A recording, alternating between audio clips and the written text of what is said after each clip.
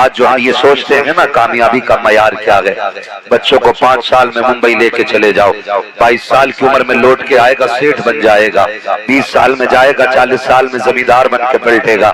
یاد رکھیے گا یہ کوئی کامیابی کا معیار نہیں ہے۔ آپ 10 مالہ بلڈنگ بنا لیں، آپ کہیں کامیاب ہیں، میں کہوں گا نہیں یہ کامیاب نہیں ہے۔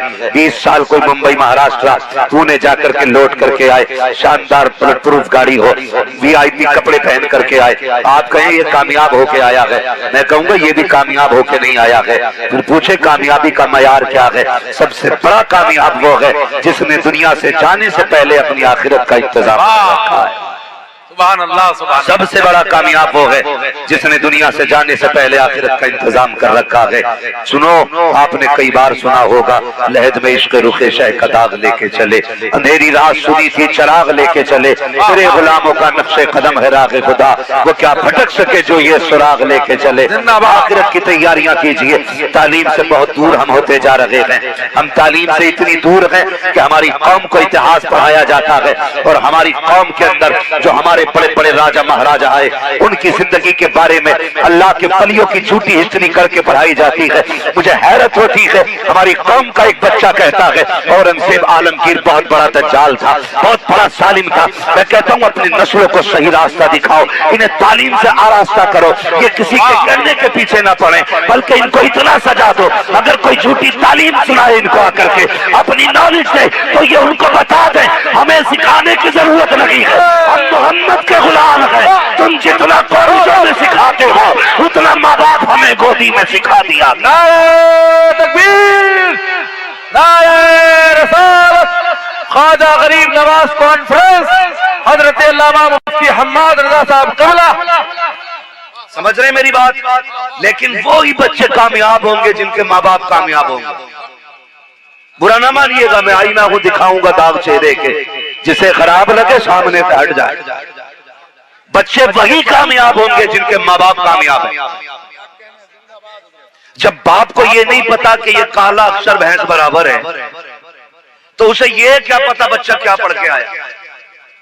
اور ہماری قوم ہائی اسکول کرانے کے بعد سوچتی ہے ہم نے بہت پڑھا لیا، اس کے بعد دکان کرا دیتے، کیا پڑھا بیٹے نے؟ میٹرک پاس، بہت پڑھا لیا، نادان ابھی تو کامیابی کی پہلی پیری تک نہیں پہنچا۔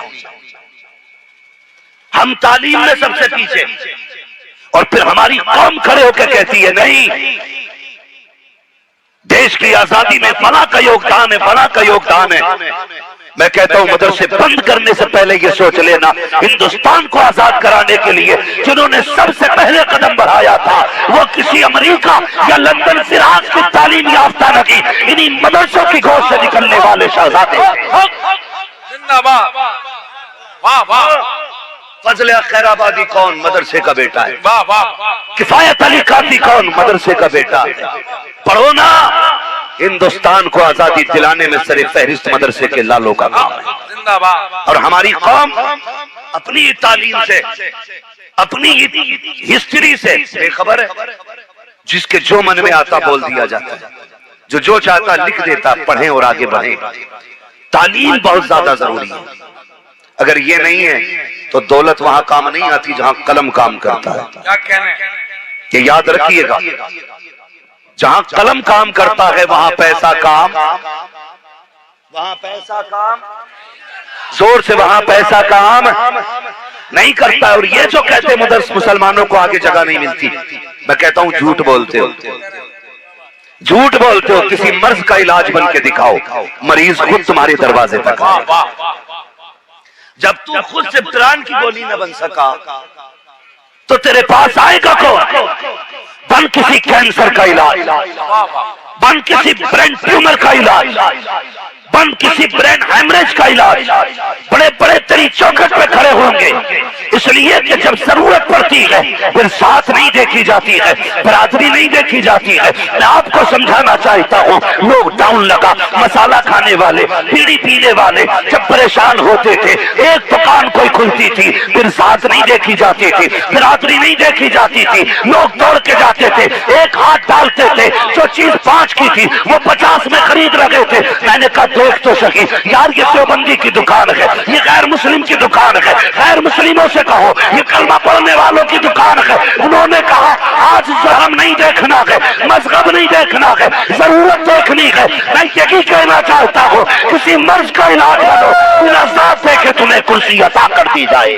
نعرہ تکبیر, نعرہ رسالت, زندہ باد. پڑھو اور کسی مرض کا علاج بنو. لیکن اس قوم سے کیا بات کی جائے جو قوالی میں آئے تو پھر لاکھوں کی گڈیوں میں آگ لگا دے.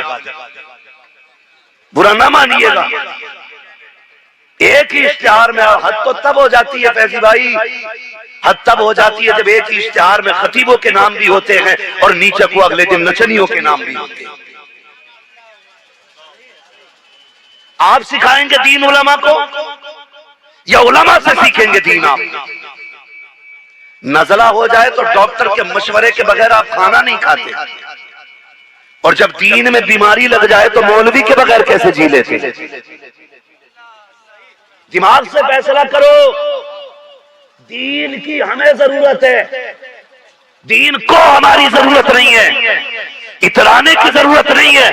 اگر زیادہ اترائیں گے خدا ختم کر کے نئی قوم کھڑی کرے گا. ہم اگر زیادہ اترائیں گے ہمارے نشان تک مٹا دیے جائیں گے. اور اسلام کی تاریخ رقیق ہے, علامہ ریاض صاحب تاریخ رقیق اسلام کی, خدا کی قسم ڈاکٹر اقبال نے کہا تھا اے آیا یونس و تاتار کے افسانے سے پاسبہ مل گئے کعبے کو صنم خانے سے.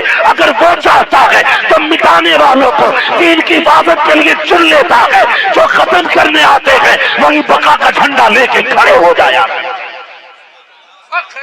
تمہیں زندہ رہنا ہے تو کچھ کرنا پڑے گا, تمہیں زندہ رہنے کے لیے کچھ کرنا پڑے گا. ہاں کم سے کم کچھ تو کرو. پر تاریخ پڑھائی گئی, حیرت ہوئی, دل دکھا. کہنے لگے اورنگزیب جو تھا نا بڑا جلاد تھا اور بڑا ظالم تھا. یہ ہسٹری پڑھائی گئی. جاؤ آج بھی بنارس کی مسجد جا کے دیکھو, جو اورنگزیب عالمگیر کے نام سے بنی کھڑی ہے. یہ مسجد کسی سعودیہ کے لال نے نہیں بنائی تھی, یہ ایک پنڈت کی بیٹی نے بنوائی تھی, کیونکہ اس نے اورنگزیب عالمگیر کا چہرہ دیکھا تھا. ہاں برا نہ مانیے گا, یہ کڑوی سچائی ہے. آج بھی بنارس کے اندر مسجد موجود ہے, آج بھی موجود ہے. آپ نے سنا ہوگا پنڈت لالا رام کی بیٹی شکنتلا تھی, حسین و محجبی تھی. اور اسی بنارس کے اندر جو کوتوال تھا ابراہیم نام, جو اورنگزیب عالمگیر کے دور خلافت میں وہ کوتوال تھا, بڑا یاش طبیعت کا مالک تھا. وہ ٹہلنے نکلا, یہ پنڈت کی بیٹی نکلی نہا کر کے, اس کی نگاہ پڑ گئی. اس نے فوجیوں سے کہا بتاؤ بھئی یہ کس کی بیٹی ہے, پتہ کرو. اس پہ دل آ گیا. بہت غور سے سننا, میں اسلام کی تاریخ بتا رہا ہوں. کل جب ہم اقتدار پہ تھے تو ہم نے دھرم دے کے بغیر عزتیں بچائی تھی. آج تم اقتدار میں ہو تو ہماری عزتیں محفوظ نہیں ہے. دیکھو اسلام کا شہزادہ جب کسی کرسی پہ بیٹھتا ہے پھر مصطفیٰ جان رحمت کا دور کیسے یاد آتا ہے. تاریخ اٹھا کر کے دیکھو, جس عالمگیر کو شالم کہا جاتا ہے اسی اورنگزیب کی کہانی بتا رہا ہوں. اسی کے دور میں جب شکنتلا پر ابراہیم لودھی کا دل آیا تھا, ابراہیم کا دل کوتوال کا دل آیا تھا. جب اس کا دل آیا اس نے کہا تھا مجھے یہ لڑکی چاہیے, پیغام بھیج دیا تھا مجھے اس کو بیوی بنانا ہے. جب یہ بات پنڈت کے دروازے تک پہنچی, میں بہت تفصیل کے ساتھ نہیں مختصر انداز میں بیان کر رہا ہوں, تو اداس ہوا پنڈت. بیٹی بیٹی ہوتی کہ باپ کا اترا ہوا چہرہ دیکھا, کہنے لگ جاتی ابا روز 2 روٹی کھاتے تھے, آج روٹی کا پہلا لقمہ حلق میں کیسے اٹک گیا, کیوں پانی کے ذریعے لقمہ اتارا گیا ہے. باپ کی آنکھ میں آنسو آ گئے. کہا بیٹی آپ کا جو کوتوال ہے اس کی نگاہ تیرے چہرے پہ پڑ گئی ہے, اس نے اپنی دلہن بنانے کا اعلان کیا ہے. اس نے کہا پھر پریشان کیوں ہو, کہا ایک مسلم کوتوال ہماری بیٹی کو دلہن بنائے گا, وہ بیٹی ہماری عزت چلی جائے گی. میں بڑا پریشان ہوں, میں بڑا پریشان ہوں, کیا کروں. کہا جاؤ بابا بات کرو جا کر کے. گیا پنڈت اس کوتوال کے دربار میں. کوتوال نے کہا سن بھائی پنڈت, تیری بیٹی پہ دل آ گیا ہے, اگر اس کو دلہن بنا کے میرے گھر نہیں بھیجا پوری خاندان کی میں گردنیں کٹوا دوں گا. گھر آیا دوڑ کر کے, بیٹی بڑی بات ہو گئی ہے, گردن کاٹنے کی بات کی ہے. یہاں کے کوتوال نے چلو ایسا کرتے ہیں دریا میں کود کے جان دے دیتے ہیں. بچی نے کہا بابا ابھی جان دینے کی ضرورت نہیں ہے, سنا کہ مسلمانوں کا ایک بادشاہ ہے جسے اورنگزیب عالمگیر کہا جاتا ہے, دہلی کی جامع مسجد پر ہر جمعے کو سب کی فریاد سنتا ہے. ایک بار مجھے جانے کی اجازت دی جائے, اس کے دروازے پہ دستک دیتی ہو, اگر وہاں نہ سنی گئی گئی پھر موت کو گلے لگا لیں گے. خدا کی قسم یہ تاریخ اٹھا کر کے پڑھیے. کہاں تک تاریخ کا چہرہ مس کرو گے آپ؟ کتنے چہرے بدلو گے تاریخ کے؟ جس پتھر کو اٹھا کے دیکھو گے اس پتھر کے نیچے ہم نظر آئیں گے. جہاں اٹھاؤ گے زمین کھودو گے وہیں سے ہم نکلیں گے. یہ تاریخ ہماری رکھی ہے. یوں ہی لال قلعہ محفوظ رکھی ہے, یوں ہی قطب مینار باقی رکھی ہے, یوں ہی ہم آج تاریخ کے اندر اپنے تاج محل کی باتیں نہیں کرتے ہیں. سنے پیارے بچی نے اپنے باپ سے کہا, ابا جی مجھے ایک شہزادے کا, مغل شہزادے کا لباس لا کے دے. باپ نے کہا کیا کرنا ہے بیٹی؟ کہا یہ نہ مجھ سے لباس لا کے دیجیے. باپ نے لا کے دیا, گھوڑا دیا, بچی نکلی پہن کے شہزادے کا لباس, گھوڑے پہ بیٹھی جب چلا سفر کیا اس نے. باپ نے کہا بیٹی کب تک آئے گی؟ کہا بس 8 دن کے اندر واپس آ جانا ہے. بنارس سے بچی نے سفر کیا, دہلی میں پہنچی ہے. جمعے کا دن کا سورج نکل رہا تھا. پتا کیا کہاں ملیں گے؟ کہا جمعے کی نماز کے بعد. اورنگزیب عالمگیر جب مسجد سے نکلتے ہیں سب کی فریاد سنا کرتے ہیں, یہ بھی جا کر کے فریادیوں کی لائن میں کھڑی ہو جاتی ہے. آؤ تمہیں بتاؤں اسلام کی تاریخ کیا رہی ہے. پڑھو دین سیکھو, تعلیم حاصل کرو, تب تم آگے بڑھ سکتے ہو. جیسی کہ اورنگزیب عالمگیر مسجد سے نکل رہے ہیں, ہر ایک کی فریاد سن رہے ہیں, پرچے ہاتھ میں لیتے آ رہے ہیں. خدا کی قسم یہ پنڈت کی بیٹی مردوں والا لباس پہن کے کھڑی ہے. انہی مردوں کی لائن میں جب اسلام کا تاجدار حضرت اورنگزیب عالمگیر پہنچے گا چلتے چلتے بچی تک. تاریخ گواہ ہے جیسے ہی بچی کے قریب پہنچی آپ نے نگاہ اس کے چہرے پہ نہیں ڈالی, نیچے نگاہ کر لیتے ہیں اور بنا کچھ پوچھے گچھے کہا بیٹی تجھے یہاں آنے کی کیا ضرورت پڑ گئی تھی؟ یہاں کیوں آ کے کھڑی ہے؟ پرچی ہاتھ میں ڈائریکٹ نہیں لی ہے, آپ نے اپنی چادر کا کونا پکڑا ہے, اس سے کاغذ کو پکڑا اور کہا بیٹی محل میں آؤ وہاں بات کریں گے. اللہ اکبر. جب آیا ہے محل کبا ملا, بچی محل میں آئی ہے. اورنگزیب عالمگیر نے نظریں جھکائی ہے, بیٹی سر جھکا کے کھڑی ہے. اس نے کہا تھا مہاراج ایک بات دیکھی ہے, بڑی امیدیں لے کے آئی تھی تیرے دربار میں, مجھے انصاف دیا جائے گا, لیکن آج دل ٹوٹ گیا ہے. کہا کس لیے؟ کہا سب کے کاغذ آپ نے اپنے ہاتھوں سے لیے تھے لیکن میرے کاغذ کو کپڑے سے پکڑا تھا, یہ نہ انصافی کیوں کی گئی؟ تو اورنگزیب نے کہا تھا بیٹی تو ایک عورت ہے اور ہمارا اسلام کسی عورت کو ہاتھ لگانے کی اجازت نہیں دیتا ہے. نعرہ تکبیر, نعرہ رسالت, عظمت اسلام, پیغمبر اسلام, خواجہ غریب نواز کانفرنس, مسلک اعلی حضرت. بیٹی تو ایک لڑکی ہے اور ہمارا اسلام کسی لڑکی کو ہاتھ لگانے کی اجازت نہیں دیتا. میں پوچھنا چاہتا ہوں کیا تم بھی کسی ایسے شاسن پہ بیٹھے ہو جہاں غیر محرم کو چھونا حرام کہا جاتا ہو اور پھر بھی بدنام اسلام ہے؟ خدا کی قسم جو عزت بیٹی کو اسلام نے دی ہے وہ دنیا کے کسی دھرم کسی کونے میں نظر نہیں آ رہی. غیروں سے کہا تم نے, غیروں سے سنا تم نے, کچھ ہم سے کہا ہوتا, کچھ ہم سے سنا ہوتا. پڑھیں تاریخ اپنی. اورنگزیب عالمگیر نے کہا میری بچی بات یہ نہیں ہے, ہم کسی غیر محرم کو ہاتھ نہیں لگاتے.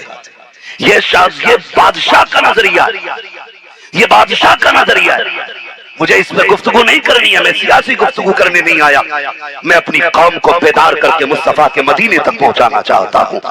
بس یہی نظریہ ہے اور ہر ڈگر ہر نگر پہ یہی چاہتے ہیں, یہی ہے آرزو تعلیم قرآن ہو جائے, ہر ایک پرچم سے اونچا پرچم اسلام ہو جائے.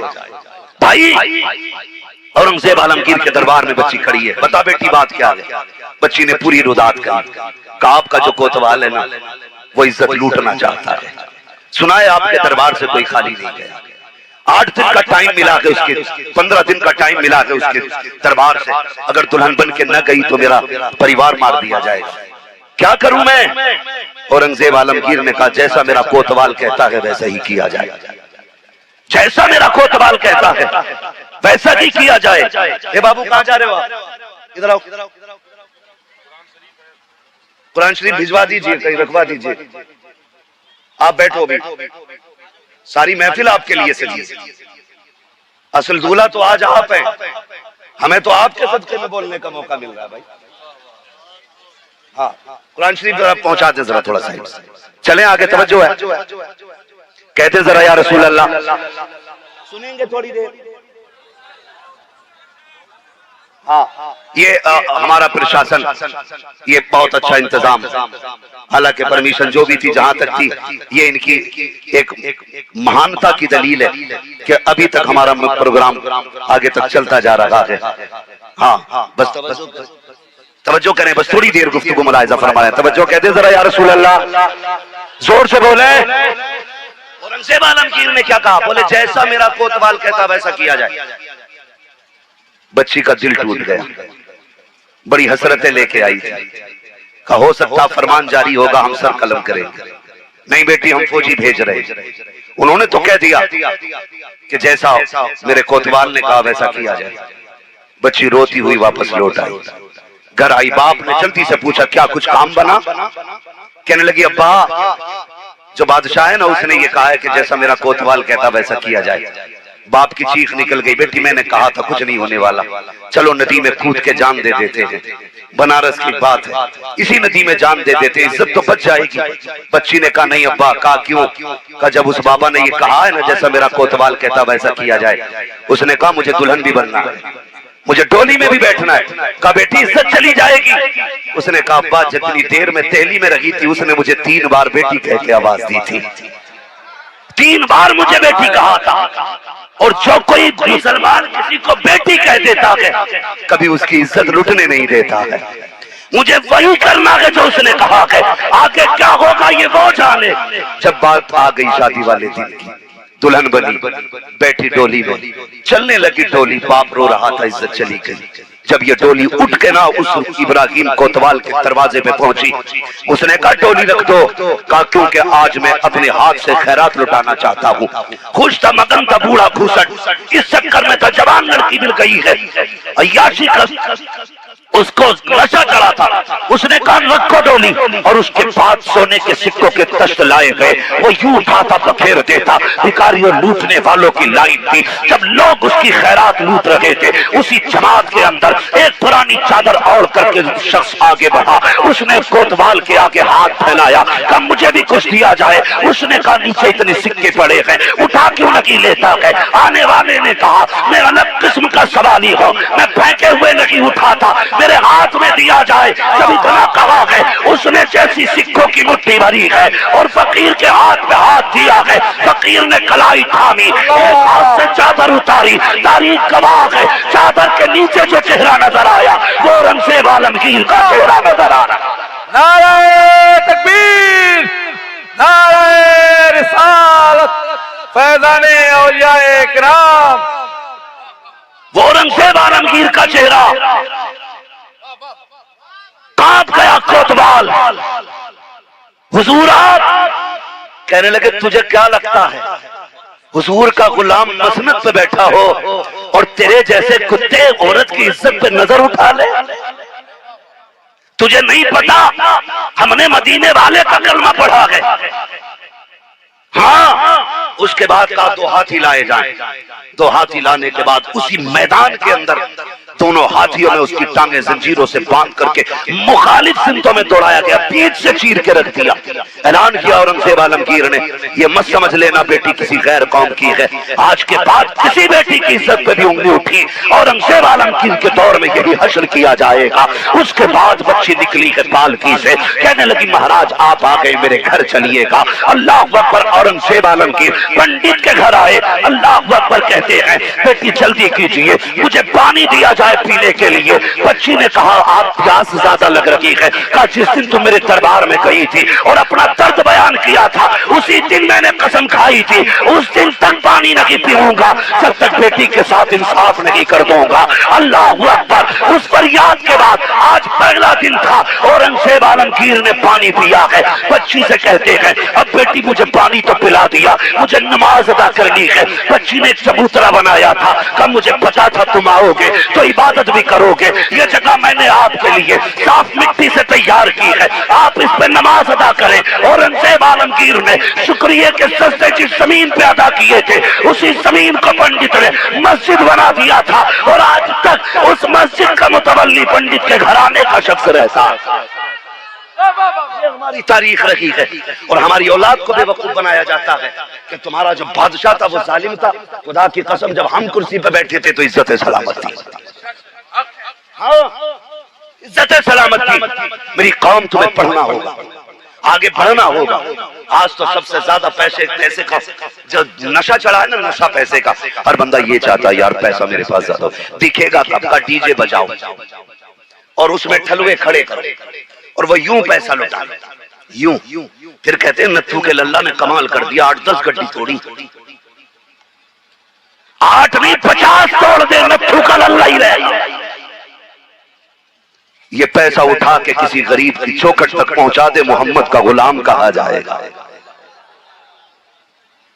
حضور کا غلام کہا جائے گا. کسی کا نام نتھو ہو تو برا مت ماننا, میں نے بالفرض کہا. ہاں بھائی میرے بھائی, تمہیں خدا کا واسطہ اپنی دولت کو ناجائز برباد نہ کرو, اس کا صحیح جگہ استعمال کرو. صحیح جگہ, ذرا سے پیسے کے آگے تو اتنا صحیح استعمال ہو رہا. اگر للہ 15,000 کما رہا تو 5 لاکھ سے کم تھوڑی لے رہا رشتے میں.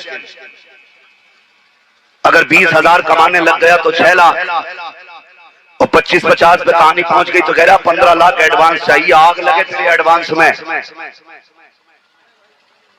ہاں اسے قبر میں لے کے چلا جا, کوئی بچانے والا نصیب نہیں ہوگا.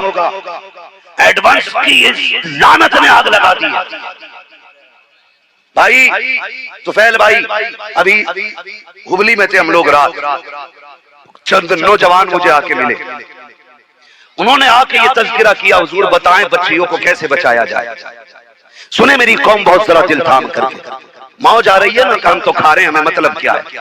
نہیں, جب کوئی بھی مصطفیٰ کے در کی کنیز کسی غیر مسلم کے ہاتھ میں ہاتھ ڈال کے کسی ہوٹل سے نکلتی ہے نا تو کلیجے ٹکڑے ٹکڑے ہوتے ہیں. ہم منع کر رہے ہیں مت پڑھاؤ یار انہیں کالجوں میں, بیٹوں کو پڑھاؤ, انہیں صرف کنیز فاطمہ زہرا بناؤ.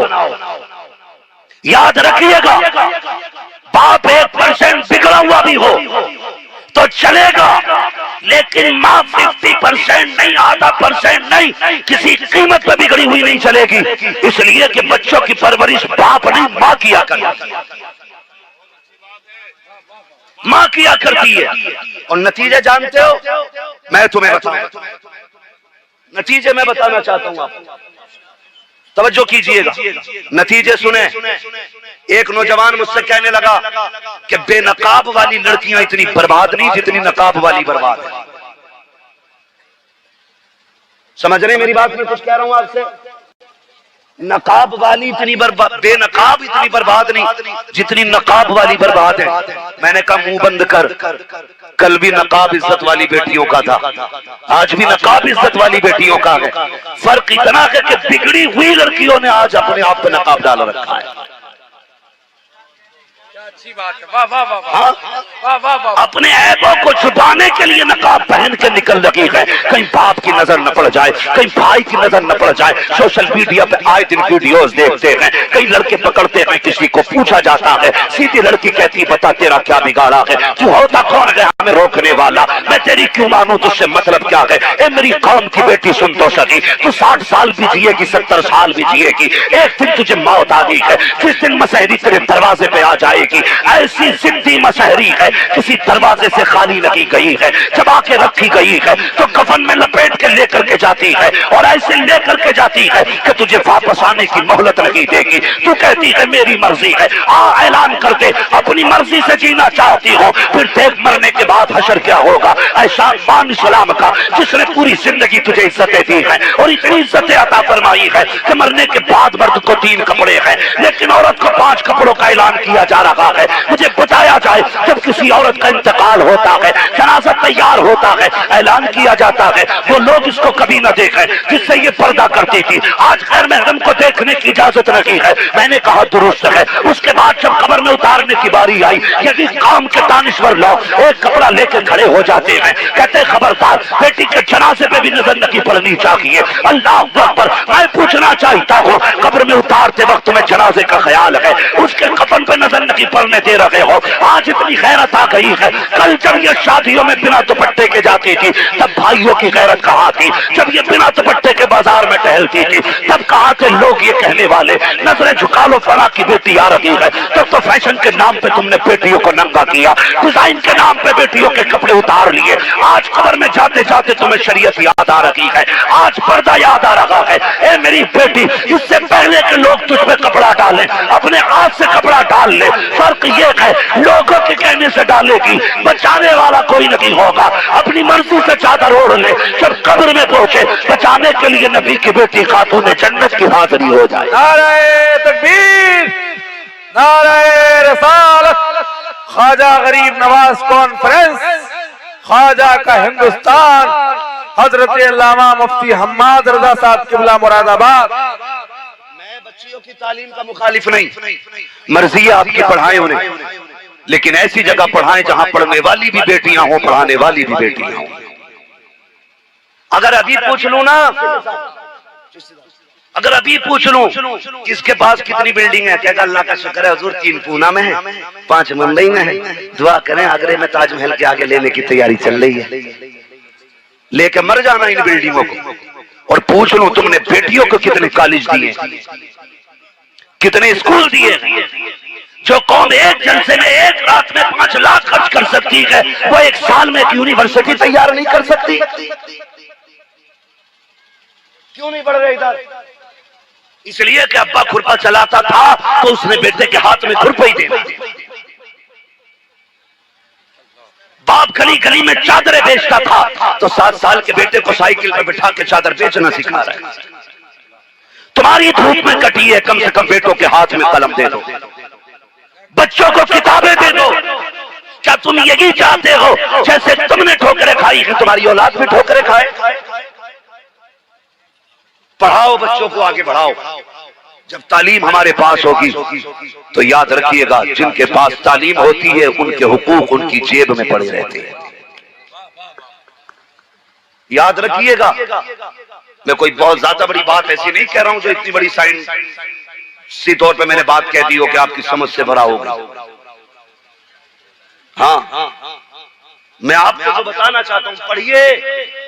یہ جو غریب نواز بلڈنگ کھڑی ہے نا، یہ آپ سے چیخ چیخ کے کہہ رہی ہے میری آنگن میں بیٹھنے والوں، بتاؤ کتنے قرآن کے قاری تم نے لیے ہیں اب تک، کتنے بیٹوں کو دین دیا ہے اب تک؟ پوچھ رہی ہے آپ سے۔ خالی یہاں آ کر کے واہ واہ کر کے چلے جاؤ، اس مدرسے کا حق ادا نہیں ہوگا، مدرسے کا حق ادا نہیں ہوگا۔ خدا کی قسم اگر عزت سے جینا اور مرنا چاہتے ہو تو بچوں کو قرآن سکھاؤ، تعلیم دو بچوں کو، تعلیم دو۔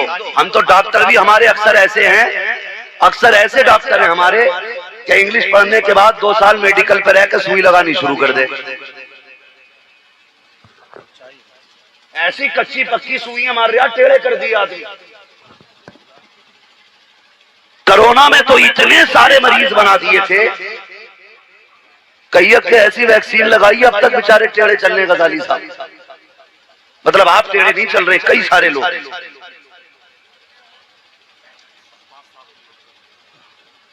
سمجھ رہے نا میری بات؟ تو اس حساب سے ہم لوگ کام کر رہے ہیں۔ میرے بھائی پڑھیں، قلم لیں، بتاؤ مسلمان کتنا خوش ہوتا ہے۔ ہم گئے تھے، ہمیں کھچڑی کھلا دی اسکول میں، ہمارے ٹیچر بہت اچھے ہیں، ہمیں نقل کرا کے پاس کرا دیا۔ جو قوم نقل کر کے ڈاکٹر بنے گی تو پیراسیٹامول کا سالٹ کیا ہے، وہ کون سی دوا ہے، یہ کیا کیا ہے اس میں، اسے کیا پتا چلے گا یار؟ اگر کم پڑھا لکھا انجینئر ہوگا تو پل اور بلڈنگیں تباہ ہوں گی، کم پڑھا لکھا ڈاکٹر ہوگا تو لوگ مریں گے، کم پڑھا لکھا مولوی ہوگا تو ایمان جائے گا۔ اس لیے میرے بھائی مکمل تعلیم حاصل کریں اور دنیا کو سکھائیں، اور دنیا کو یہ بتائیں ہم حضور کے غلام۔